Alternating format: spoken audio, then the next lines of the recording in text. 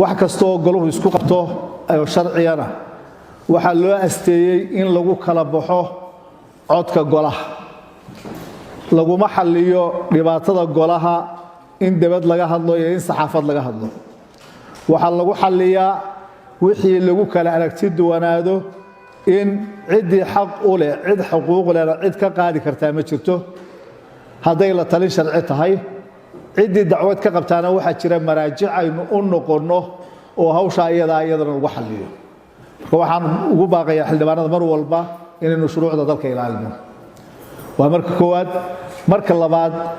sida saxaafadda la wareegayo ma jirto cid golahan ka tirsan oo isku haysta ururaha la furo iyo yaan la furin waxa la isku hayaa procedureski iyo habraacyadii sharci aan u marro wax kasta oo golaha yimaada iyo u mari mayno labadaas la isku hayaa waxaan aaminsanahay qof walba wuxuu sanka kaga tolaan doonaa inuu sharciga raaco wax gaar ah oo anigu ka gudoomiye ahaan iyo xubnaha shir gudoonka oo aan wada fadhinay hadda sicid dibadda nooga baxay aanu isku waafaqsanahay in la ilaaliyo golaha iyo midnimadiisa iyo hawlgudashadiisa xeerarkiina loo soo gudbiyay madaxweynuhu waa kuwaas waa cadiin saxaafadana waa u qaybinayna koobiyadooda tala bixintii sharci way cadahay waana u qaybinayna saxaafadda mooshinkii la keenay tala bixintiisa way cadahay saxaafadana waa u qaybinayna wixii ka dambeeya oo xeerku ay ahayd in cod loo qaado kala maqnaansho cod lagu qaadi maayo waxa si wada jir ah isugu imanaya oo ka wada hadlaya mudanayaasha golaha arintuna ma taagna in ururo la furo iyo inaan la furin ururada furistooda sharci baa jireeya sharcigaana loo maraya xeerka madaxweynuhu soo celiyay xuquuq dastuuri oo uu leeyahay weeye habbaana loo raacaya xeer kasta oo madaxweynaha ka soo noqdana waa in golaha la hor keenaa dabadeedna ay goluhu cod ama ku diidaan ama ku aqbalaan markaasuu ka dhalan karaa xukun uu ka dhalan karaa laakiin qof ama ha noqdo wasiir ama ha noqdo xubin baarlamaan ama gudoomiye baarlamaan ha noqdo haddaan anigu halkaa istaago oo aan shir jaraa'id qabto wax saamayn sharci ah oo ay yeelanaysaa haba yaraatee ma jirto waxa saamayn sharci yeelanaysa wixii goluhu isku raaco ama isku diido baa waxa yeelanaysaa maxaan raadayay ictibaar qaanuuni yeelanaysa marka mudanayaal anoo intiina joogto uga mahadnaqaya waxaan rajaynayaa inta kalena inay sharciga u soo noqdaan oo aanay dhicin in cid kastoo dabada ka riixaysa aanay golaha ku waxyeelayn oo berri toole sabtida la sugaya miisaaniyadii baa la sugaya haddii golaha loo qaabeeyo in maantana qola ka baxdo berrina qola ka baxdo goluhu uusan shaqaynin waxay noqonaysaa duulaan lagu soo qaaday hay'adihii dastuuriga ahaa ee dalka lagu soo qaaday cidda ka dambaysana karis iyaduna ku waxala waxaan u malaynayaa inaanay cid gaara hawshaasi aanay saamayn doonin waa inoo xiran yahay goluhu wixii golaha dhexdiisa dhib yaalana iyagaa ka wada hadlaya saaka golaha waxaan markaan ogaaday xeerka iyo howlaha taagan iyo kala aragtiwanaasha xildhibaanada oo runtii in la kala aragti duwanaado waa arrin iska sunno ah laakiin waxay u baahan tahay nidaam waxay u baahan tahay qorshe arrintaa inaan ka howlgalo ka wadeeyaan saaka golaha weyni waanu sarreeshoonka shugdoonka gudoomiyaasha labada gudoomiyaha golaha iyo gudoomiye ku-xigeenka labaadba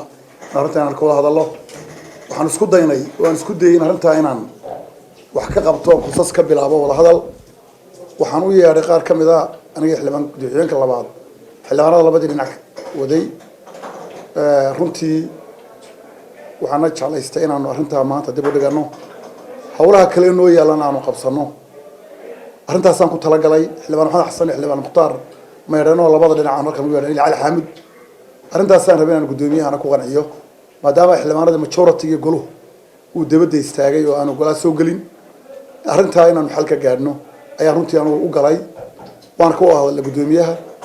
xildhibaanada labadiina markay tageen runtii markay golaha soo geli waayeen haddana way hadleen hadalkaa shirkaa jira damana runtii maan jeclaysan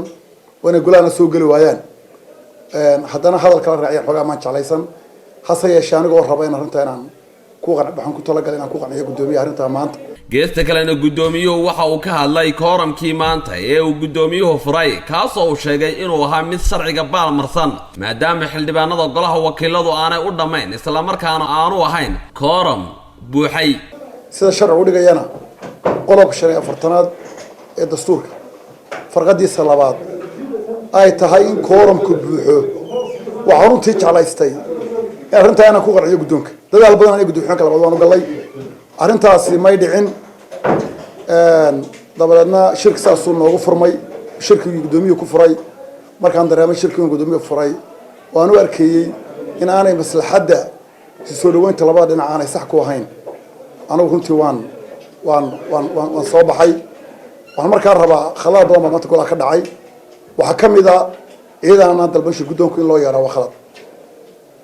arrintaa ma soo dhaweynaya runtii waa ka xumahay shir guddoonka isaga ciidanka u baahan waxaan kaloo aanan raalli ka ahayn oo u arkaa in arrin sax khalad ay tahay waana dastuurka saxka qodobka 45aad farqadiisa labaad dastuurku wuxuu qoraya kalfadhi kasta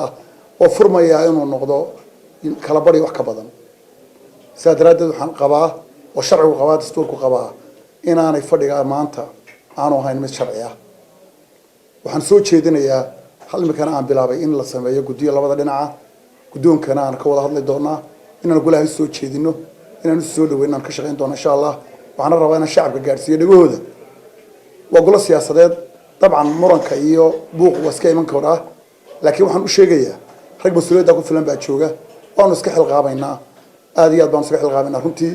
waxaan leeyahay mar labaad iyo mar saddexaad baa u mahadsantihiin jidadaan leeyahay waxa weeye wixii maanta dhacayna waan ka xunahay